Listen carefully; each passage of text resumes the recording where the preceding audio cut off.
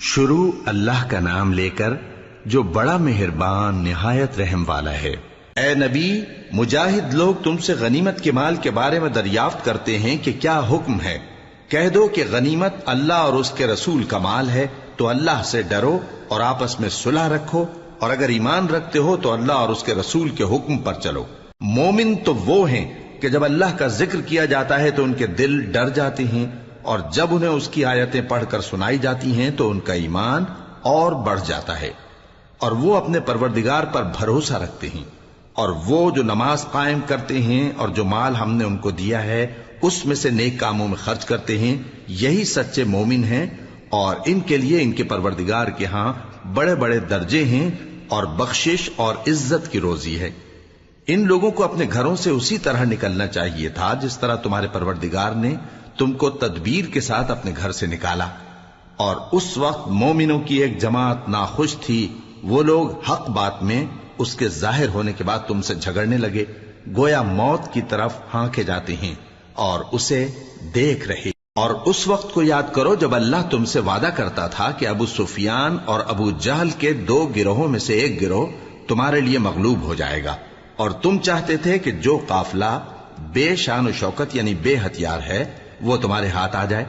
اور اللہ چاہتا تھا کہ اپنے فرمان سے حق کو قائم رکھے اور کافروں کی جڑ کاٹ دے، تاکہ سچ کو سچ اور جھوٹ کو جھوٹ کر دے، گو مشرک ناخوش ہی ہوں۔ جب تم لوگ اپنے پروردگار سے فریاد کرتے تھے تو اس نے تمہاری دعا قبول کر لی، اور فرمایا کہ تسلی رکھو، ہم 1000 فرشتوں سے جو ایک دوسرے کے پیچھے آتے جائیں گے تمہاری مدد کریں گے۔ اور اس مدد کو اللہ نے محض بشارت بنایا تھا کہ تمہارے دل اس سے اطمینان حاصل کریں،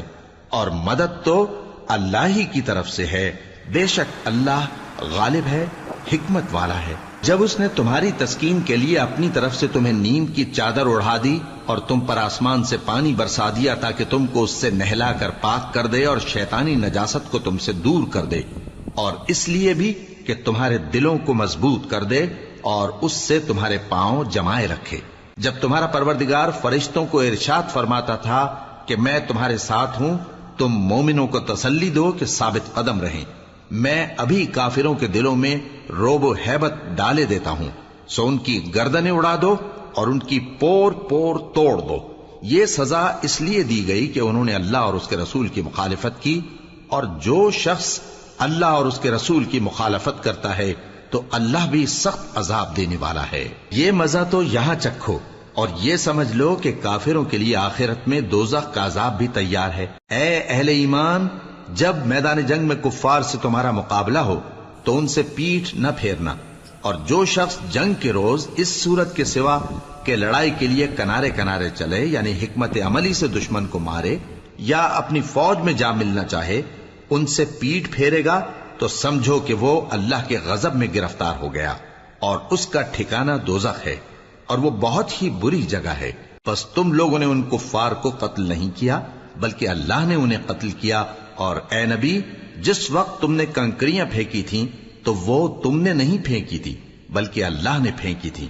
اس سے غرض یہ تھی کہ مومنوں کو اپنے احسانوں سے اچھی طرح آزما لے، بے شک اللہ سنتا ہے، جانتا ہے۔ ہوا بھی یوں ہی، اور کچھ شک نہیں کہ اللہ کافروں کی تدبیر کو کمزور کر دینے والا ہے۔ کافروں، اگر تم فیصلہ چاہتے ہو تو تمہارے پاس فیصلہ آ چکا، اگر تم اپنے افعال سے باز آ جاؤ تو تمہارے حق میں بہتر ہے، اور اگر پھر نافرمانی کرو گے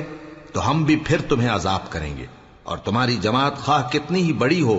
تمہارے کچھ بھی کام نہ آئے گی، اور اللہ تو مومنوں کے ساتھ ہے۔ اے ایمان والو، اللہ اور اس کے رسول کے حکم پر چلو اور اس سے روگردانی نہ کرو جبکہ تم سنتے بھی ہو، اور ان لوگوں جیسے نہ ہونا جو کہتے ہیں کہ ہم نے سن لیا مگر حقیقت میں نہیں سنتے۔ کچھ شک نہیں کہ اللہ کے نزدیک تمام جانداروں میں بدترین وہ بہرے گونگے لوگ ہیں جو عقل سے کام نہیں لیتے، اور اگر اللہ ان میں خیر کی طلب دیکھتا تو ان کو سننے کی توفیق بخشتا، اور اگر یوں ہی انہیں سنوا دیتا تو وہ منہ پھیر کر بھاگ جاتے۔ مومنوں، اللہ اور اس کے رسول کا حکم قبول کرو، جبکہ رسول تمہیں ایسے کام کے لیے بلاتے ہیں جو تم کو زندگی جاوداں بخشتا ہے، اور جان رکھو کہ اللہ آدمی اور اس کے دل کے درمیان حائل ہو جاتا ہے، اور یہ بھی کہ تم سب اس کے روبرو جمع کیے جاؤ گے۔ اور اس فتنے سے ڈرو جو خصوصیت کے ساتھ انہی لوگوں پر واقع نہ ہوگا جو تم میں گناہگار ہیں، اور جان رکھو کہ اللہ سخت عذاب دینے والا ہے۔ اور اس وقت کو یاد کرو جب تم زمین مکہ میں قلیل اور ضعیف سمجھے جاتے تھے اور ڈرتے رہتے تھے کہ لوگ تمہیں اڑا نہ لے جائیں، یعنی ختم نہ کر دیں، تو اس نے تم کو جگہ دی اور اپنی مدد سے تم کو تقویت بخشی اور پاکیزہ چیزیں کھانے کو دیں تاکہ اس کا شکر کرو۔ اے ایمان والو، نہ تو اللہ اور رسول سے خیانت کرو اور نہ اپنی امانتوں میں خیانت کرو، اور تم ان باتوں کو جانتے ہو، اور جان رکھو کہ تمہارا مال اور اولاد بڑی آزمائش ہے، اور یہ کہ اللہ کے پاس نیکیوں کا بڑا ثواب ہے۔ مومنو، اگر تم اللہ سے ڈرو گے تو وہ تمہارے لیے حق و باطل کا فرق ظاہر کر دے گا اور تمہارے گناہ مٹا دے گا اور تمہیں بخش دے گا، اور اللہ بڑے فضل والا ہے۔ اور اس وقت کو یاد کرو جب کافر لوگ تمہارے بارے میں چال چل رہے تھے کہ تم کو قید کر دیں یا جان سے مار دیں یا وطن سے نکال دیں، تو ادھر تو وہ چال چل رہے تھے اور ادھر اللہ تدبیر کر رہا تھا، اور اللہ بہترین تدبیر کرنے والا ہے۔ اور جب ان کو ہماری آیتیں پڑھ کر سنائی جاتی ہیں تو کہتے ہیں یہ کلام ہم نے سن لیا ہے، اگر ہم چاہیں تو اسی طرح کا کلام ہم بھی کہہ دیں، اور یہ ہے ہی کیا، صرف اگلے لوگوں کی حکایتیں ہیں۔ اور جب انہوں نے کہا کہ اے اللہ، اگر یہ قرآن تیری طرف سے برحق ہے تو ہم پر آسمان سے پتھر برسا یا کوئی اور تکلیف دینے والا عذاب بھیج دے۔ اور اللہ ایسا نہ تھا کہ جب تک اے پیغمبر تم ان میں تھے انہیں عذاب دیتا، اور نہ ایسا ہے کہ وہ تو بخشش مانگیں اور اللہ انہیں عذاب دے۔ اور اب ان کے لیے کون سی وجہ ہے کہ وہ انہیں عذاب نہ دے، جبکہ وہ مسجد حرام میں نماز پڑھنے سے روکتے ہیں، جبکہ وہ اس مسجد کے متولی بھی نہیں ہیں۔ اس کے متولی تو صرف پرہیزگار ہیں، لیکن ان میں کے اکثر نہیں جانتے۔ اور ان لوگوں کی نماز خانہ کعبہ کے پاس سیٹیاں اور تالیاں بجانے کے سوا کچھ نہ تھی، تو تم جو کفر کرتے تھے اب اس کے بدلے عذاب کا مزہ چکھو۔ جو لوگ کافر ہیں اپنا مال خرچ کرتے ہیں کہ لوگوں کو اللہ کے رستے سے روکیں، سو ابھی اور خرچ کریں گے، مگر آخر وہ خرچ کرنا ان کے لیے موجب افسوس ہوگا، اور وہ مغلوب ہو جائیں گے، اور کافر لوگ دوزخ کی طرف ہانکے جائیں گے تاکہ اللہ پاک سے ناپاک کو الگ کر دے اور ناپاک کو ایک دوسرے پر رکھ کر ایک ڈھیر بنا دے، پھر اس کو دوزخ میں ڈال دے۔ یہی لوگ خسارہ پانے والے ہیں۔ اے پیغمبر، کفار سے کہہ دو کہ اگر وہ اپنے افعال سے باز آ جائیں تو جو ہو چکا وہ انہیں معاف کر دیا جائے گا، اور اگر پھر وہی حرکات کرنے لگیں گے تو اگلے لوگوں کا جو طریقہ جاری ہو چکا ہے وہی ان کے حق میں بھی بڑھتا جائے گا۔ اور ان لوگوں سے لڑتے رہو یہاں تک کہ فتنہ یعنی کفر کا فساد باقی نہ رہے اور دین سب اللہ ہی کا ہو جائے، اور اگر وہ باز آ جائیں تو اللہ ان کے کاموں کو دیکھ رہا ہے، اور اگر روگردانی کریں تو جان رکھو کہ اللہ تمہارا حمایتی ہے، اور وہ خوب حمایتی اور خوب مددگار ہے۔ اور جان رکھو کہ جو مال غنیمت تم کفار سے حاصل کرو اس میں سے 5واں حصہ اللہ کا اور اس کے رسول کا اور اہل قرابت اور یتیموں کا اور محتاجوں کا اور مسافروں کا ہے۔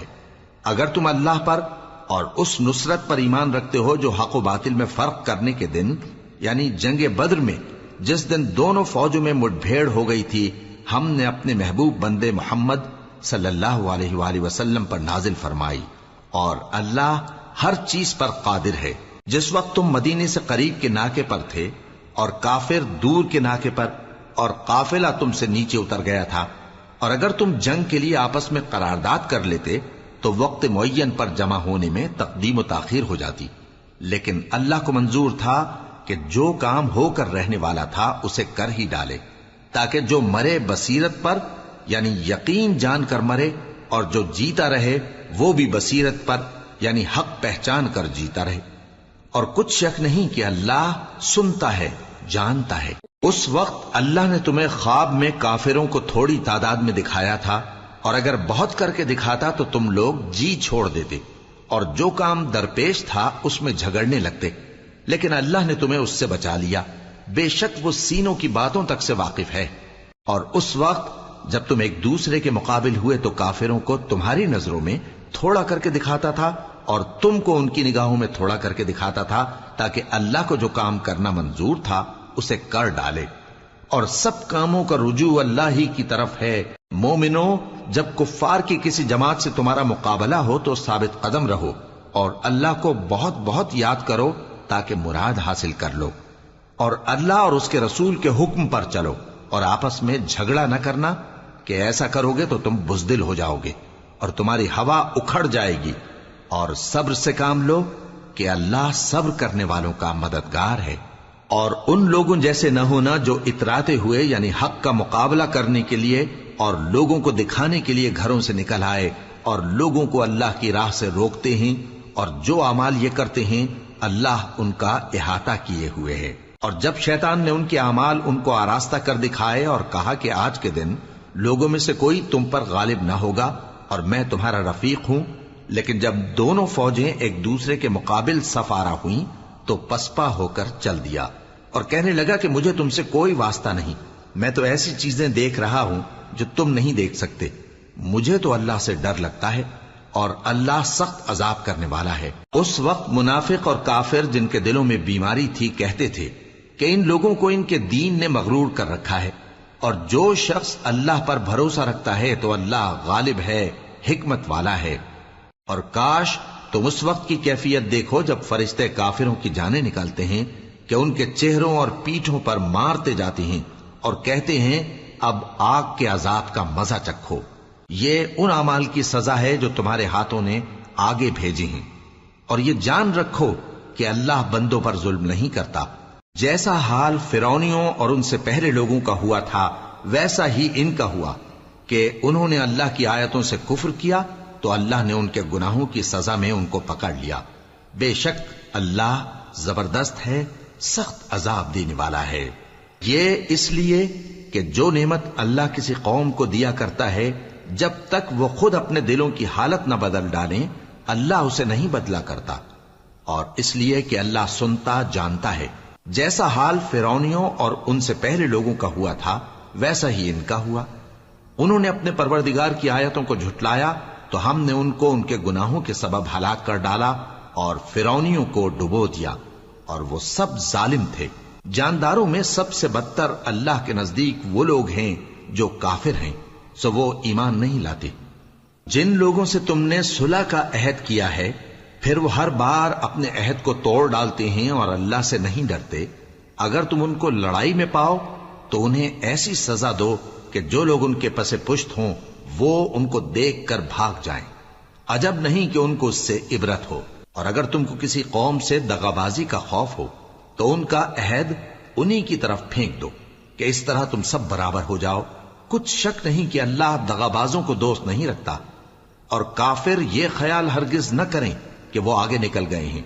وہ ہمیں عاجز نہیں کر سکتے۔ اور جہاں تک ہو سکے فوج کی جمعیت کے زور سے اور گھوڑوں کے تیار رکھنے سے ان کے مقابلے کے لیے مستعد رہو کہ اس سے اللہ کے دشمنوں اور تمہارے دشمنوں اور ان کے سوا اور لوگوں پر جن کو تم نہیں جانتے اور اللہ جانتا ہے ہیبت بیٹھی رہے گی، اور تم جو کچھ اللہ کی راہ میں خرچ کرو گے اس کا ثواب تم کو پورا پورا دیا جائے گا اور تمہارا ذرا نقصان نہ کیا جائے گا۔ اور اگر یہ لوگ صلح کی طرف مائل ہوں تو تم بھی اس کی طرف مائل ہو جاؤ، اور اللہ پر بھروسہ رکھو، کچھ شک نہیں کہ وہ سب کچھ سنتا ہے، جانتا ہے۔ اور اگر یہ چاہیں کہ تم کو فریب دیں تو اللہ تمہیں کفایت کرے گا، وہی تو ہے جس نے تم کو اپنی مدد سے اور مسلمانوں کی جمعیت سے تقویت بخشی اور ان کے دلوں میں الفت پیدا کر دی، اور اگر تم دنیا بھر کی دولت خرچ کرتے تب بھی ان کے دلوں میں الفت پیدا نہ کر سکتے، مگر اللہ ہی نے ان میں الفت ڈال دی، بے شک وہ زبردست ہے، حکمت والا ہے۔ اے نبی، اللہ تم کو اور مومنوں کو جو تمہارے پیرو ہیں کافی ہے۔ اے نبی، مسلمانوں کو جہاد کی ترغیب دو۔ اگر تم میں 20 آدمی ثابت قدم رہنے والے ہوں گے تو 200 کافروں پر غالب رہیں گے، اور اگر 100 ایسے ہوں گے تو 1000 پر غالب رہیں گے، اس لیے کہ کافر ایسے لوگ ہیں کہ کچھ بھی سمجھ نہیں رکھتے۔ اب اللہ نے تم پر سے بوجھ ہلکا کر دیا اور معلوم کر لیا کہ ابھی تم میں کسی قدر کمزوری ہے، پس اگر تم میں 100 ثابت قدم رہنے والے ہوں گے تو وہ 200 پر غالب رہیں گے، اور اگر 1000 ہوں گے تو اللہ کے حکم سے 2000 پر غالب رہیں گے، اور اللہ ثابت قدم رہنے والوں کا مددگار ہے۔ پیغمبر کو شایع نہیں کہ اس کے قبضے میں قیدی رہیں جب تک کافروں کو قتل کر کے زمین میں کثرت سے خون نہ بہا دے۔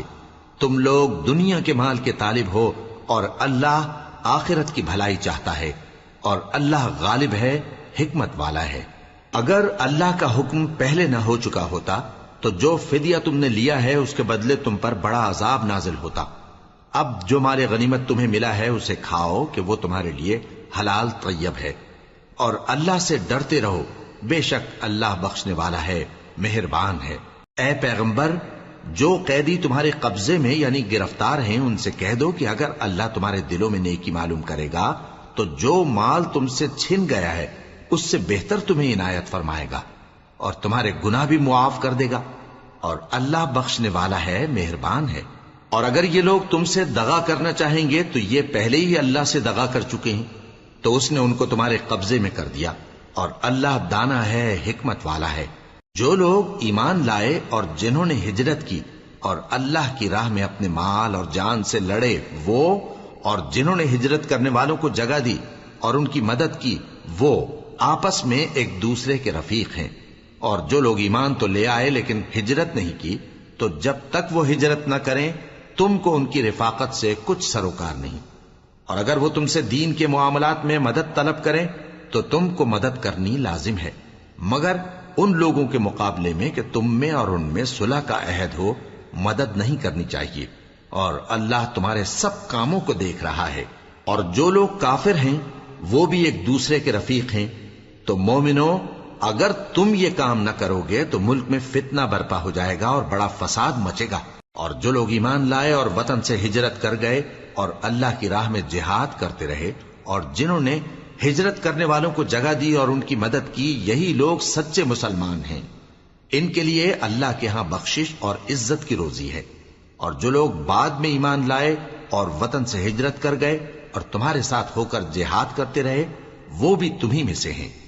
اور رشتہ دار اللہ کے حکم کی روح سے ایک دوسرے کے زیادہ حقدار ہیں۔ کچھ شک نہیں کہ اللہ ہر چیز